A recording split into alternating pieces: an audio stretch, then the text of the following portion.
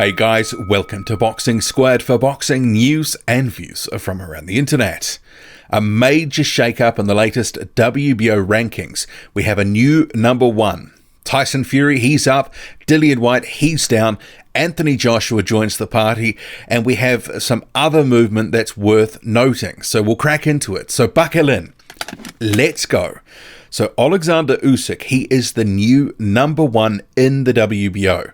He's taken the mandatory shot that he was able to apply for, courtesy of a super champion status. And he has been granted that. He is the new mandatory challenger. He will face the winner of the Anthony Joshua and Andy Ruiz Jr. rematch. So he ends Dillian Whyte's 9-month tenure as the number one rated contender in the WBO rankings. So Usyk, it remains to be seen what will happen now, because he probably will have at least one fight ahead of that title shot. He will be putting that mandatory place on the line when he rolls out in September, which potentially could be against Carlos Takam. That was the originally scheduled opponent before he was injured and had to pull out of his May 25th fight. So I expect Usyk, counter to some of the sort of fan reaction that's been floating around, I expect he will have one or two fights before he ends up having that title shot. And given he's had no fights at heavyweight, he needs some time to acclimate to the division. One or two fights will allow him to make some adjustments. So he's scheduled to be out in September again. We shall see what happens. Tyson Fury is the new number two. So he is up one spot. He was number 3 last month. He takes over from Tom Schwartz, who he beat on June 15th in Las Vegas. We'll get to Schwartz a bit later.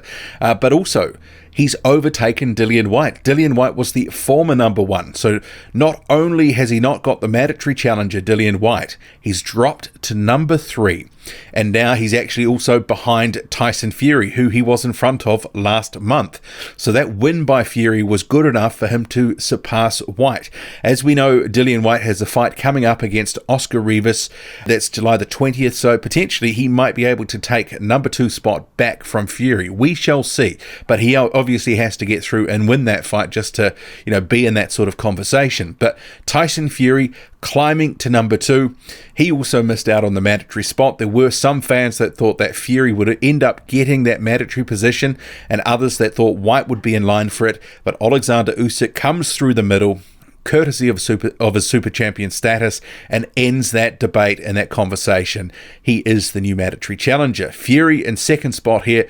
Dillian Whyte falling from top spot to number 3 in the rankings. And I'm sure there will be some people who think, geez, what's the WBO doing here? That, if he didn't get the mandatory shot, he should at least just drop the 1 spot. I guess that'll be the debate that fans have now. Was the win over Tom Schwartz really enough for him to overtake Dillian Whyte, considering the number of guys that Whyte has beaten in recent times that are actually decent opponents?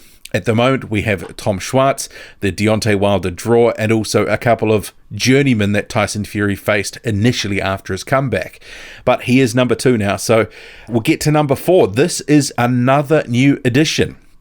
Anthony Joshua joining the WBO rankings after a period of obviously not being in them since he became champion in 2016. So he re-enters the WBO rankings at number 4 here. He's got rankings relatively high across other sanctioning bodies as well. Number 4 in the WBO. He, of course, we know will be having that rematch with Andy Ruiz Jr. potentially in November or December of this year. Details still to be confirmed, and also the location. Where will it be? Will it be back in New York at the site of his infamous loss, or will he take it home to the UK and use that home court advantage? We shall see. But Joshua re-enters the rankings after quite a long hiatus while he was champion. So as a result of Joshua coming in, Oscar Rivas, who was number 4 last month, he drops down to number 5. And at number 6, we have Tyrone Spong, the first name who hasn't moved anywhere since last month. He was 6 last month, 6 this month. At number 7, we have Junior Farr. He's fighting this weekend against Dominic Gwynn in California. He is the Oriental International belt holder. As you can see here on screen, there is a lot of WBO belt holders, minor belt holders within this rankings. What are we talking about? 1, 2, 3, 4, 5, 6, 7, 8, 9. 9 of them. So that's a fair proportion, about 60% of the guys in here, are in here for the most part because they are the regional belt holders. Guys like Junior Fa, Tyrone Spong, and other guys further down that have belts, probably on their own, apart from holding these minor titles, may not have done enough to maintain their rankings. But Fa back in the ring this weekend. A guy who's at number 8 after Fa, he's actually dropped 3 spots this month, is Zhili Zhang. So this may actually reflect inactivity because Zhang has been very inactive. So it'll be interesting to see what happens because he signed a co-promotional deal with Eddie Hearn to work with Matchroom, and we haven't seen him sort of roll out with Matchroom on DAZN yet. And it's one of these things that he needs to get cracking because, you know, he's in his mid-30s and his prime will be slowly ebbing away. He's one of these guys, like a number of others in this top 15, that we know they're good to some extent, but we don't know their true level. Olympic silver medalist from over 10 years ago, the 2008 Games. Zhang needs to get a move on. At number 9, we have Ajit Kabiel. He falls 1 spot this month. At number 10, holding firm is Yevgeny Romanov, who had a win the other week. At number 11, we have Daniel Dubois. As we know, he will be fighting Nathan Gorman in July. That will be a very good fight for fans.